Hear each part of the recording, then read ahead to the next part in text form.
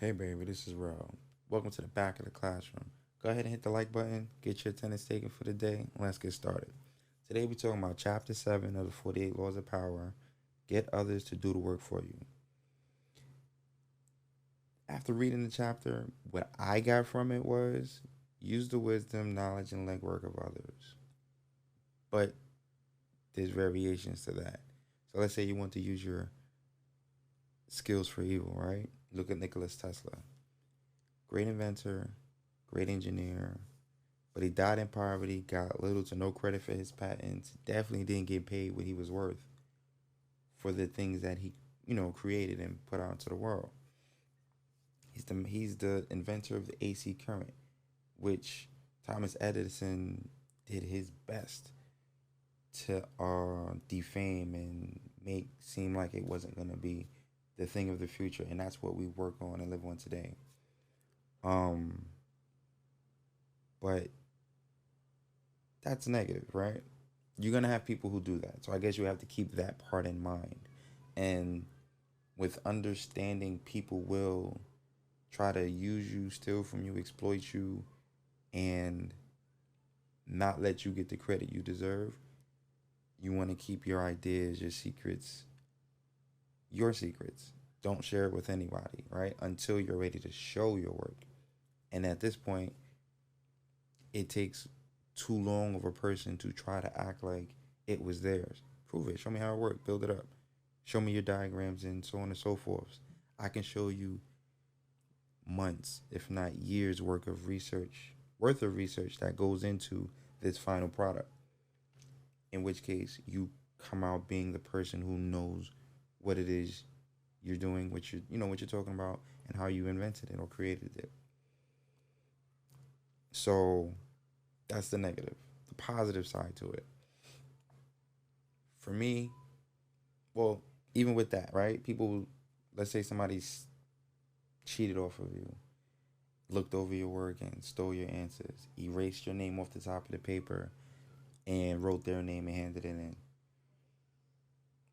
They'll get the credit for it because you did all the work, and they just erased your name and handed it to the teacher, and that's getting others to do the work for you. Oh, you having a hard time doing your homework? Get somebody else to do it for you. That's an example of it. You having a hard time doing something at the job? Hey, get somebody who knows what they're doing. Come over here and do it for you. That's an example of it. And you'll get credit for it, and that person never does. My problem with that is I believe we should come together as a group, as a team, as a collective effort. And with having a collective effort, it makes more sense to me to share that wealth with others because then we're all coming up together and no one feels exploited, left out, or anything of that nature. Which comes to my side of the fence with this, right? Find people who lack the skills you have and hire them. Bring them on board. Create a team. Learn from those before you. Read some books, right? Study. Get a tutor. Get a mentor. Get somebody who's advanced in front of you and learn from their mistakes. Learn from the things that they've done. We all listen to music. People sample songs and go and they put their own words to it, but somebody else did the lead work. That's the sample, right? You can listen to there's a few songs I've listened to now, and I listen to some old school records, and I'm like, oh, that's where they got that from. But it's an older generation. They, remixed it, did some things to it, brought it to a new generation of music, and created something great. And not to take away from the creation, but it is easier to take from what already has a great track record, been solidified and proven to be great, and build on it, right? When you build a house, you didn't build the ground. Allow that ground to be your foundation. Make sure it's solidified, and then build on top of it. And before you know it, other people can keep doing that and keep doing that, and it perpetuates the knowledge and the growth of humankind in society, right? Because our grandparents had to build something for us to stand on. And then it's up to us to build something for our children and the next generation to stand on. So there's nothing wrong with it. But at the same time, I do feel like we should give credit. We should turn around and go, hey, listen, thank you for your help. I couldn't have made it this far without the people that came before me, whether it be my mentors, whether it be the people I collaborated with, whether it be the people who supported me, who's benefiting from what it is that I'm given. And hopefully they can take what I've done and they can do something better with it, greater with it, right? Most people who have kids will say, I don't want you to be like me, I want you to be better than me, which means take what you can from me. Allow me to be your test subject as far as what you should and should not do, how things could and could not play out. Just because I did it one way doesn't mean it fails for everybody. It just means my way didn't work or my way didn't work for me. You might be able to do something I can't doing the same exact thing I did. It's just the difference of ability, skills, and natural talent. So I'll never discredit anybody from doing something they want to do, even if I did it and I wasn't successful. My job isn't to tell you not to do it. My job is to tell you what I've done and how I've done it and how that and what the outcome was. Now you can try to repeat what I did and learn the results yourself, but you have a blueprint to it, so where you can fine tune it if need be, or totally discard it and come up with something different because you now know how and why it doesn't work and you got to experience it yourself. So you got more of an accelerated course when it comes to learning and finding out how things could and could not work and use it to your benefit. So look at me now. People want to start a business. You don't just, hey, I don't know what to do. No, find a business that you're interested in doing and look at those successful businesses that's doing it. Study them, pay attention to it, and build on that. And then create your own plan. When you're in school, you don't know something. Sit next to the smart kid. Ask the smart kid questions. That's your free tutor because he's right there next to you, learning what you're learning at the pace that you're learning it, except he probably caught it a little bit quicker, which means he has time to answer some questions and help you figure it out. You're at work. You don't know something. Ask to work with the smartest, most capable person at the job and let them train you. That's what I do, no matter where I'm at. I want the smartest person in the room next to me. Why? Because I'd rather be around people who know what I don't know that I want to learn. Because I'm trying to soak up as much as they can so I can be with them and learn as much as they can so we can be great together. And I will always give credit to the people who mentored me and taught me something because I know without them, I couldn't be where I'm at. And I will stand on my own 2 feet at that point and do the work and show the person who trained me and the people who's looking at me to determine if I learned what I was supposed to, I have the work ethic to get the work done the way I'm supposed to, and produce quality results. It's not for everybody, but those who want to be better, those who want to be great. You're not going to do it alone. You need people who's going to show you the things you don't know, because there's a lot of things we don't know. There's a phrase, you don't know what you don't know until you learn it. We're all ignorant to certain things. It's not a problem. Accept that. We're human. We grew up a certain way and there's certain things we do not know.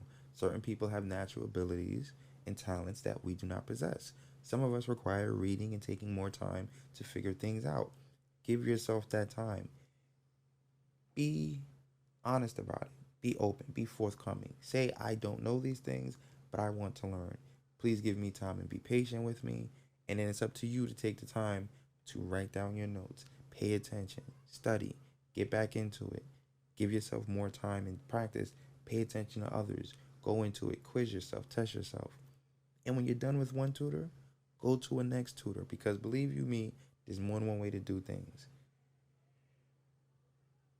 You'd hate to pick up bad habits, but at the end of the day, you don't know what's a bad habit or not. So what you'd want to do is, there are things called audits.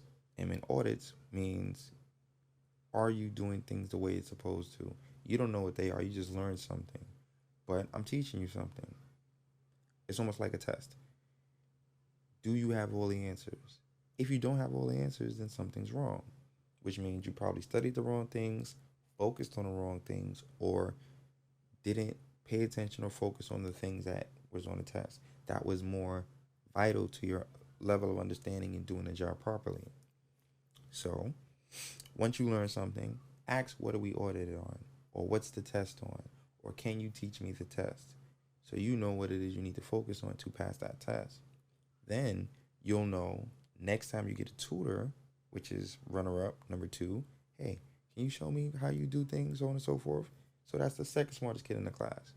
Ask him questions, him or her questions.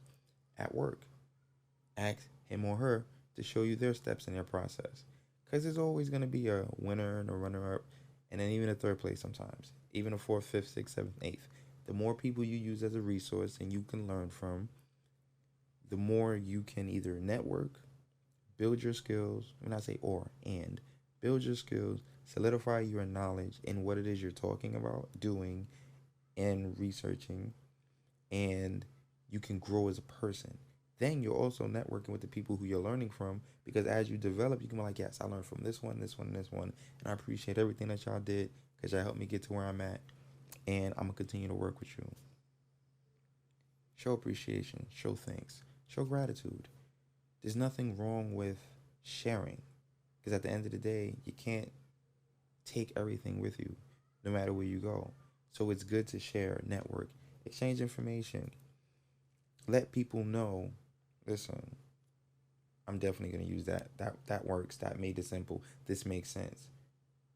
And build. And then when you start to grow and you start getting recognized for being the hard worker, knowledgeable, smart, a go-getter, and your work ethic speaks, the people around you grow with you, and they're appreciative of the shout out, the recognition. Because like Tesla, like he went in poverty, and if only people shared with him and not been greedy, like who knows what more we could have had, right? You read stories like that and you go, wow, if he got paid what he was supposed to, if he got the proper recognition when he did what he did, I wonder what more we could have had. But when you sell people short and do certain things, you kind of put a nasty taste in their mouth. They become more reserved. They don't want to do as much because they feel like they're going to get shortchanged. And that's no fair to anybody. So keep that in mind as far as sharing your work without making sure you're part of a decent team, or you have a contract, or you're working with people who has your best interest at heart. A lot of times people will, shortchange you, and there's really not much you knew in advance to protect yourself from that.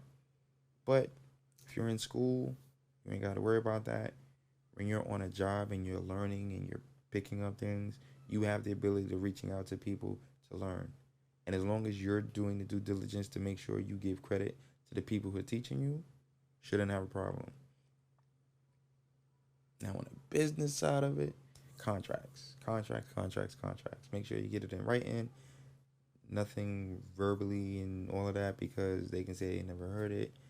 But, get you a lawyer, get you a mentor. They should teach you more than I could about what it is you can do to protect yourself and your interest, intellectual property, and things of that nature. So keep those things in mind. Great chapter. 48 Laws of Power. I definitely recommend y'all get the book. It's by Robert Greene. So we're gonna keep going through the chapters. If you made it this far on the podcast, thank you. Appreciate you. Rails Locker, still up and running. Get you a shirt. It's summertime. We got these dry fit shirts, very light, form fitting, long sleeve shirt to protect your arms from the sun while still moist wicking, so the air and evaporates it so it doesn't stick on you. Check it out. I'll put the description in the below. Thank you for making this fun a podcast. Talk to you later.